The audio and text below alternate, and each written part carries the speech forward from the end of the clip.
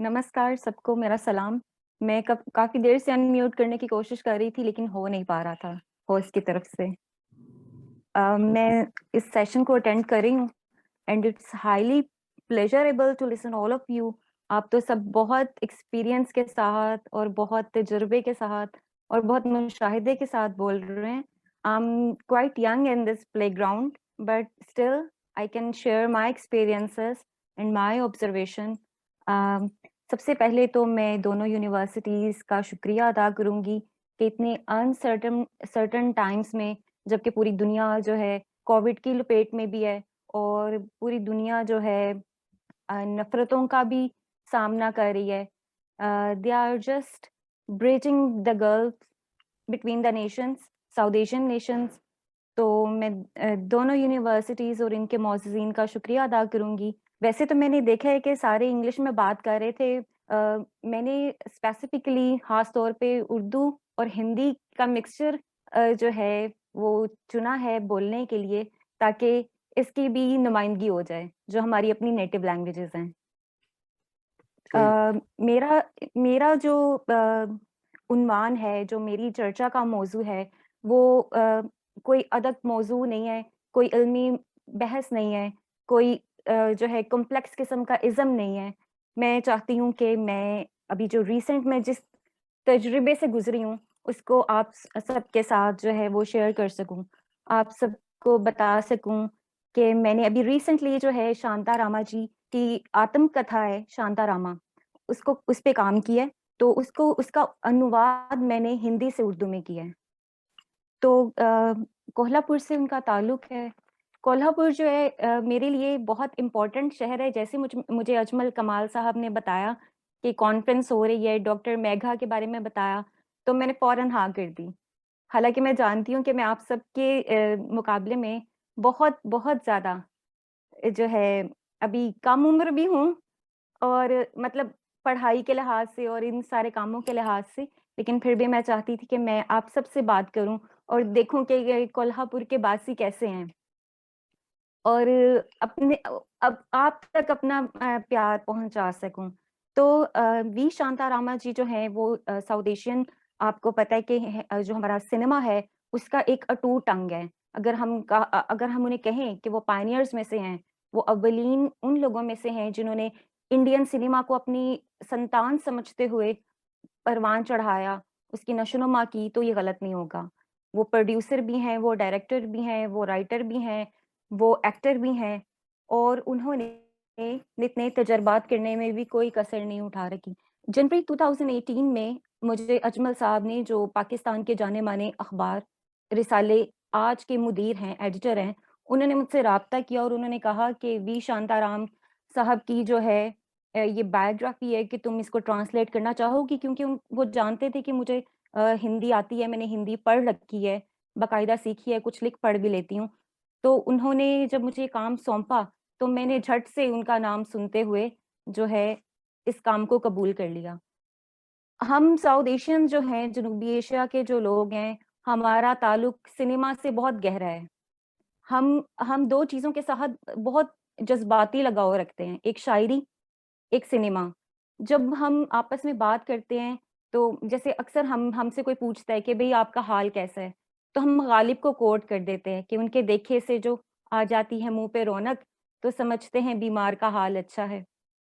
तो इसी तरह हमने अपनी जो है कोई इमोशन का इज़हार करना होता है, हम गानों को कोट करते हैं। ख़ास तौर पे बॉलीवुड सिनेमा को कोट करते हैं, डायलॉग्स को कोट करते हैं। तो मैंने झट से जो है इस ऑफ़र को कबूल कर लिया और मैंने कहा कि मैं इसको करूँगी। उन्होंने मुझे सावधान किया कि देख लो लड़की, 650 सपात हैं, कर लोगी? तो मैंने कहा कर लूँगी। अब जब मैंने पहला बाब पढ़ा, तो उसकी रीडेबिलिटी इतनी ज़्यादा थी कि मैंने उसको पढ़ के साथ-साथ ट्रांसलेट करके दम लिया। अब जब मैंने इस बायोग्राफ़ी को पढ़ा, इस आत्मकथा को पढ़ा, ये जीवनी एक जीवनी नहीं है, एक अहद का इतिहास है।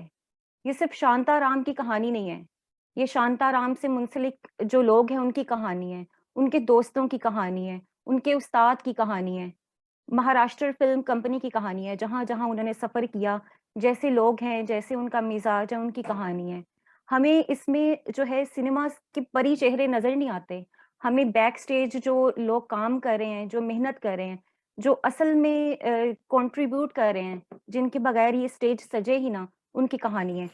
तो ये तजुर्बा जो है मेरे लिए बहुत इम्पोर्टेंट था, क्योंकि इससे मुझे सिनेमा के हवाले से जो उसकी कठिनाइयाँ हैं, उसके बारे में जानने का मौका मिला।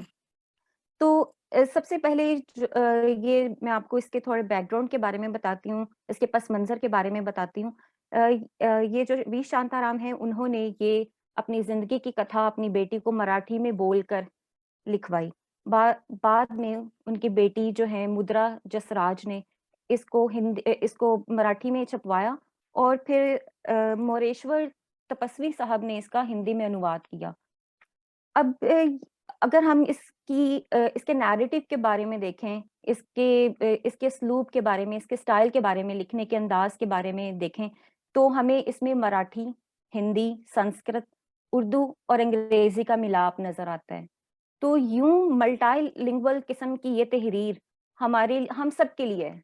ये हमारी मुश्तरका जो है विरसे का एक हिस्सा है।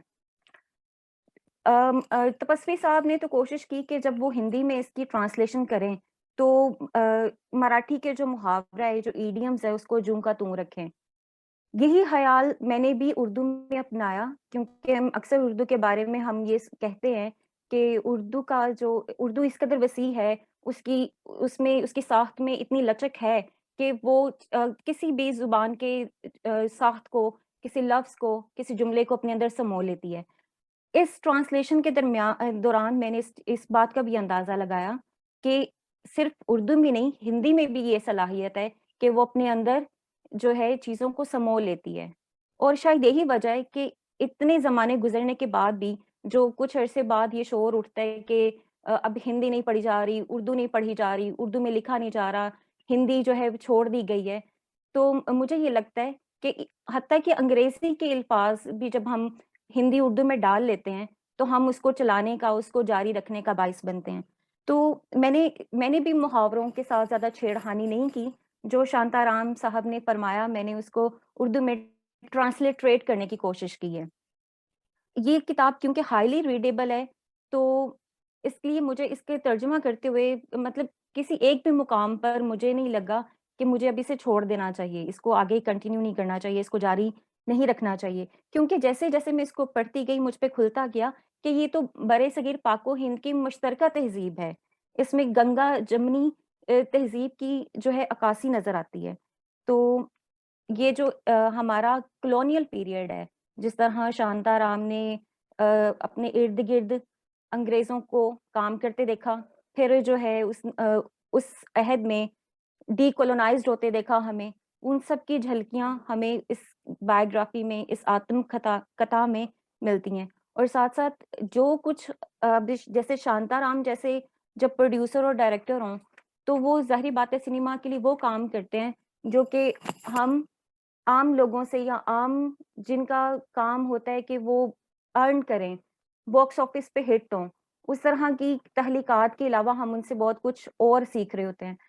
अब यहाँ उनकी मैं कुछ मूवीज़ की बात करूँगी। अमर उन्होंने फेमिनिज़्म के हवाले से भी उन्होंने बहुत काम किया। अमर ज्योति उनकी फ़िल्म थी। इसी तरह हिंदू-मुस्लिम इत्तेहाद के बारे में उन्होंने अपनी पड़ोसी जो मूवी है, अपनी फ़िल्म उसमें काम किया। और हिंदू-मुस्लिम इत्तेहाद का दिखाया, और एंटाई कॉलोनियल जो है फैक्टर्स को भी उन्होंने हाइलाइट किया। और शकुंतला बनाई, उसमें भी जो है जो औरत का तकद्दुस है, औरत का जो है अ, उसका अपर हैंड जो है उसको दिखाया। तो ये मैं समझती हूँ कि हिंदुस्तान और पाकिस्तान में जो फ़िल्म और टीवी है वो बहुत स्ट्रॉन्ग मीडियम है। हमारे यहाँ जो है किताब पढ़ने की उस तरह की रिवायत नहीं है कि हम इतनी किताबें लेके नहीं बैठते जिस तरह मगरिब में लेके बैठा जाता है। आप उनके सबवेज़ में देखें, उनके बस स्टैंड्स पे देखें, तो लोग अखबारात और किताबें पकड़े हुए होते हैं। लेकिन हमारे यहाँ ऐसा नहीं है। तो हमारे यहाँ फ़िल्म का जो मीडियम है वो इस लिहाज से बड़ा उम्दा और बड़ा स्ट्रॉन्ग है कि हम उसके ज़रिए अपनी बात पहुँचा सकते हैं, और इस मीडियम का भरपूर इस्तेमाल जो है शांताराम साहब ने किया। और तवाइफ के मौज़ू को जो हमारे यहाँ एक टैबू समझा जाता है, उस पे भी उन्होंने बहुत बात की और उनकी जो मूवी थी आदमी, उसमें उन्होंने उसको उसका असल मुकाम दिलाने की कोशिश की। तो जैसे अभी ख्वाजा अहमद अब्बास साहब की बात हो रही थी, तो उनके हवाले से मैं बताती चलूँ कि शांताराम साहब को जो है उन्होंने बताया कि डॉक्टर कोटनस की कहानी को आप जो है फ़िल्माएँ और ये वो कहानी है जिसमें हम अभी हम देखते हैं कि अभी इंटरनेशनल लेवल पे चाइना के पाकिस्तान के साथ और इंडिया के साथ क्या रिलेशनशिप है। तो इस रिलेशनशिप को उन्होंने अपनी मूवी का हिस्सा बनाया जो कि माज़ी में थी। अब जब मैं ये सारी बातें कर रही हूँ तो मुझे इस बात का ख़याल आता है कि जब मैं ये पढ़ रही थी तो मैं ये देख रही थी कि हमारा जो माशरा है जो शांतारामा में बताया गया है वो किस कदर प्लूरल माशरा है जिसमें हर एक की कंट्रीब्यूशन है, पार्टिसिपेशन है। अगर उनकी मूवी बम्बई में बैन होती है, महाराष्ट्र जो है हुकूमत उसको बैन करती है, तो उसको लाहौर में दिखाया जाता है, तो इस बात पे बड़ा खुश होते हैं। तो इस तरह के जो इवेंट्स हैं, वो जब वो कोट करते हैं, तो मुझे बड़ी खुशी होती है और मैं ये देखती हूँ कि इतने सालों में तरक्की करने के बाद हम इतने इज़म्स पे बात करते हैं, हम इतने नज़रियात पे बात करते हैं। लेकिन बेसिकली मैं ये देख रही हूँ कि हमारे यहाँ दिन-ब-दिन इनटॉलरेंस जो है वो बढ़ती चली जा रही है। हम अपनी तरक्की में, अपने इल्म में बहुत आगे निकल गए हैं, लेकिन हम अपनी इक़दार में, अपनी रवायात में एक-दूसरे को टॉलरेट करने में, एक-दूसरे के साथ मिल-जुल के काम करने में बहुत पीछे रह गए हैं। तो ये देखने को मिलता है कि माज़ी में हम बहुत एक-दूसरे से जुड़े हुए थे, इकट्ठे थे, जिसकी अभी भी हमें जुड़ने की, इकट्ठा होने की ज़रूरत है। इसलिए मुझे ये कॉन्फ्रेंस अटेंड करके सबकी बातें सुन के बहुत अच्छा लगा, क्योंकि जो चीज़ मैं शांतारामा में पढ़ रही थी, वो मुझे देखने को मिली। और जब मैंने डॉक्टर साहिबा और डॉक्टर जो है सैयदा हमीद को और डॉक्टर सचिन को सुना और इन्होंने जब कोट किया साउथ एशियन राइटर्स में जो हमारे मुश्तरका राइटर्स हैं, तो मुझे बड़ा अच्छा लगा ये सुनकर के हम अभी भी इनको रिगार्ड करते हैं, इनको सुनते हैं। तो इस अनुवाद को करते हुए जो कठिनाइयाँ पेश आईं, उसका तो मैं ज़िक्र नहीं करूँगी क्योंकि to translate something is a highly responsible thing. It requires lot of responsibility कि आपने जब एक ट्रांसलेटर ये कहता है कि मैं ट्रांसलेट कर रहा हूँ, तो वो इस बात का इकरार करता है, वो वचन देता है कि मैं आप तक सही बात पहुँचाने की कोशिश करूँगा। तो उन कठिनाइयों को मैं उसका ज़िक्र नहीं करूँगी क्योंकि अजमल साहब जो हैं, मेरा साथ देने के लिए थे और भी बहुत सारे दोस्त थे जिन्होंने मेरा साथ दिया। तो मैं ये कहना चाहूँगी कि इस ट्रांसलेशन को मुकम्मल करने के बाद मतलब मैं बहैसियत इंसान अपने आप में तब्दीली महसूस करती हूँ। बहैसियत इंसान मैं देखती हूँ कि मुझे किस तरह सब लोगों के साथ मिल-जुल के रहना है। हमारी क्या रवायात थी, क्या इक़दार थी, हम उनको भूल चुके हैं, उनको दोबारा से लेके आने की ज़रूरत है। अब कोल्हापुर का और शांतारामा का जो मेरा साथ है, वो साढ़े 3 साल का है। मैंने बहुत लंबे अरसे में इसको कंप्लीट किया, इसको मुकम्मल किया, लेकिन इसकी बुनियादी वजह ये नहीं थी कि ये बहुत तवील एक किताब थी, जिसको मुझे मुकम्मल करना था। मैं दरमियान में बीमार भी हो गई, जिसकी वजह से मुझे इसको डिले करना पड़ा, लेकिन ये किताब सोते-जागते मेरे साथ रही।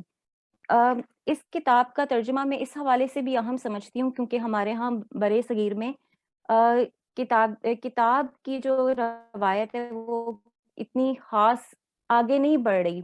लोग जो है नेटफ्लिक्स को देखना ज़्यादा पसंद करते हैं। बाकी स्ट्रीमिंग को देखना ज़्यादा पसंद करते हैं बजाए कि वो बैठें और किताब पढ़ें। और हमारे यहाँ अगर सिनेमा के हवाले से बात की जाए, वैसे तो हमारे यहाँ सिनेमा बहुत स्ट्रॉन्ग है। इसकी रवायत बॉलीवुड की रवायत, इंडियन सिनेमा की रवायत बहुत स्ट्रॉन्ग है। लेकिन इंडिया, पाकिस्तान में और ख़ास तौर पे पाकिस्तान में, इस पे लिखा गया लिटरेचर, इस पर की गई बहस और गुफ्तगू और डिस्कोर्सेज़ और नैरेटिव्स बहुत कम हैं। तो जब मैं इस किताब को देखती हूँ, तो मुझे ये किताब एक प्राइमरी सोर्स मालूम होती है।